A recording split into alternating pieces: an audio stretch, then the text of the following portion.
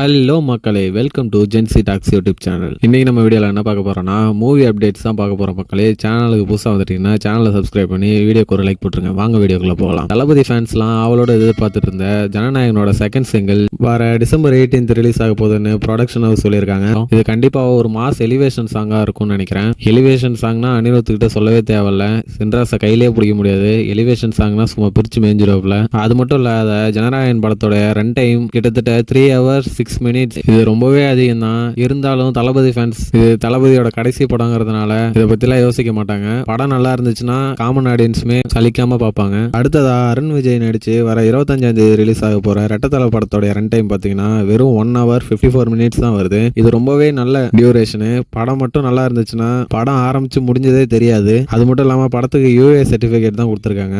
So ஃபேமிலியா போய் பார்க்கலாம். ட்ரெய்லர் பார்த்த வரைக்கும் ட்ரெய்லர் ரொம்பவே நல்லா இருக்கு. அடுத்ததா வெங்கி அட்லூரி டைரக்ஷன்ல சூர்யா நடிக்கிற சூர்யா 46 படத்தோட ஷூட்டிங் கம்ப்ளீட் ஆயிடுச்சு அப்படின்னு அந்த படத்தோட காஸ்ட் அண்ட் கிரூஸ்லாம் கேக் வெட்டி செலிப்ரேட் பண்ற போட்டோஸ் அண்ட் கிளிம்ஸ் எல்லாம் வெளியே வந்திருக்கு. அடுத்ததா கூடிய விரைவிலேயே சூர்யா 47 படத்தோடைய ஷூட்டிங் ஸ்டார்ட் பண்ண போறாங்க.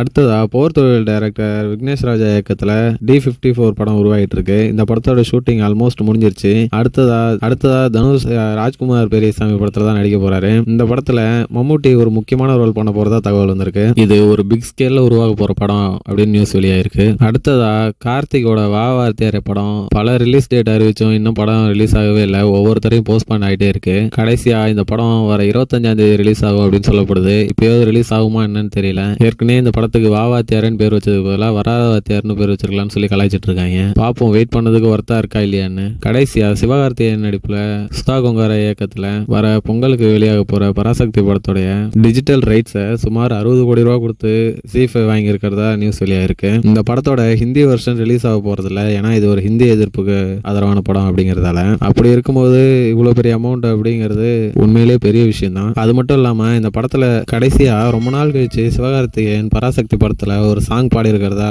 சொல்றாங்க. வெயிட் பண்ணி பார்க்கலாம் இது என்ன மாதிரி சாங் அப்படின்னு சொல்லிட்டு. எனக்கு தெரிஞ்சு இது ஒரு மெலடி சாங்கா இருக்கிறதுக்கான சான்ஸ் நிறைய இருக்கு. உங்களோட கெஸ் என்ன அப்படிங்கறத கமெண்ட்ல சொல்லுங்க. இது போல சினிமா செய்திகளை உடனுக்குடன் தெரிஞ்சுக்கிறதுக்கு ஜென்சி டாக்ஸ் யூடியூப் சேனலை சப்ஸ்கிரைப் பண்ணுங்க. தேங்க்யூ ஃபார் வாட்சிங்.